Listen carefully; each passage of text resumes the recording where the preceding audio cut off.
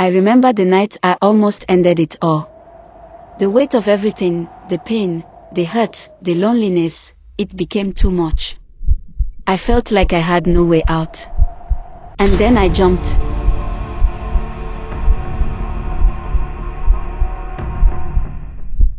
My name is Kima.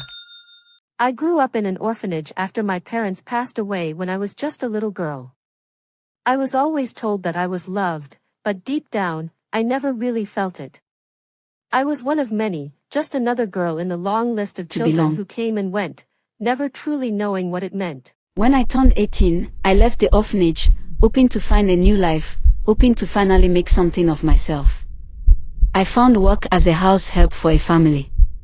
Mrs. Moyo, the madam of the house, was kind and sweet, but her husband, Mr. Moyo, was a different story.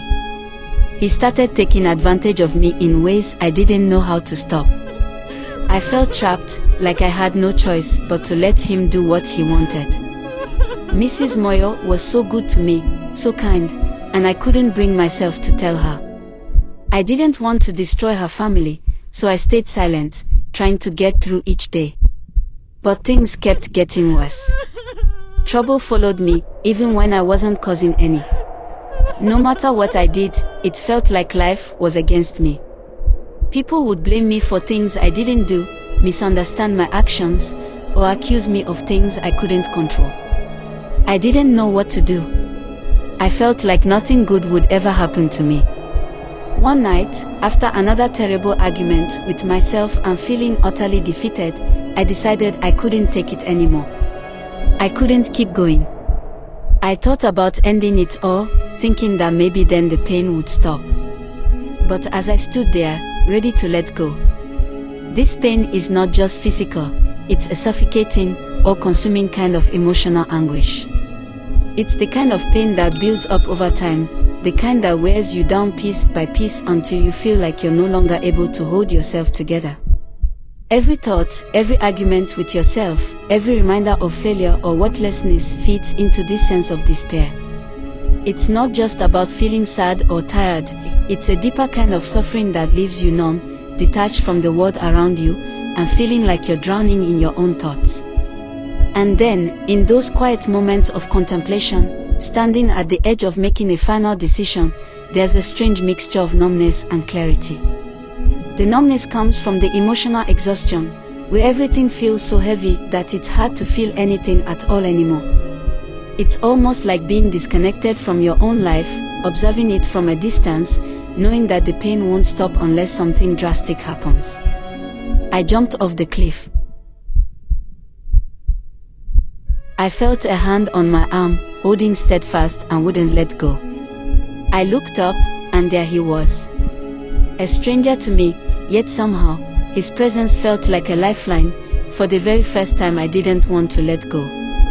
His name was James. He didn't ask me what happened or why I wanted to end my life. He simply said, "You don't have to carry this on your own. You don't have to suffer alone." And then he pulled me back up. I didn't know why, but I followed him.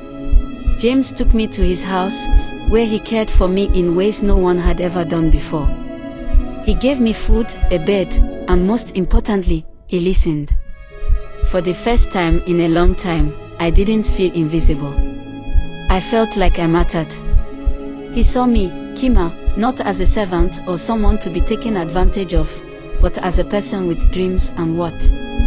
James noticed something in me I never saw before. He told me that I had a beautiful voice.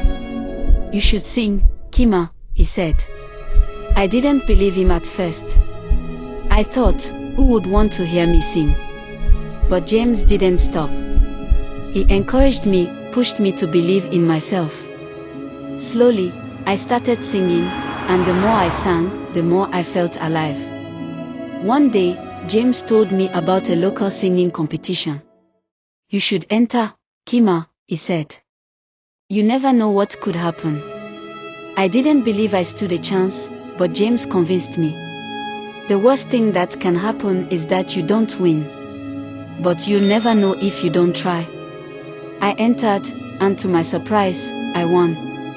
It felt like a dream. From there, things started to change. I got an international ticket to perform in a bigger talent show. Although I didn't win that competition, I had already won in my heart. I was finally being seen, finally being recognized for something good, something I had to offer. Soon, I started getting deals. People wanted to work with me, to promote me. I was no longer the girl no one cared about.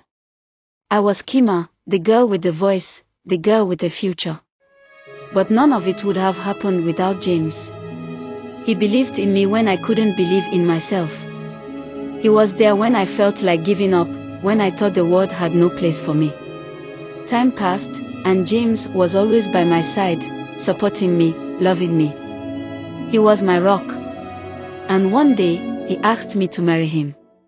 I couldn't believe it. This man, who had saved me from myself, was asking me to be his wife. I said yes, without hesitation. On our wedding day, surrounded by friends, family, and all the people who had supported me, I couldn't help but think of how far I had come. From the girl who thought she had no worth, no future, to the woman standing beside the man who had shown her what love truly meant. James took my hand, looked into my eyes, and said, "You're my angel, Kima."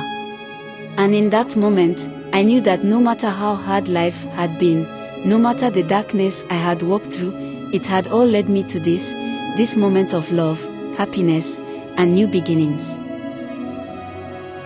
So, to every woman out there who feels like giving up, I want to say, impossible is nothing. Keep going. Keep dreaming. You never know where the road will take you. But with hope, love, and the courage to try, anything is possible.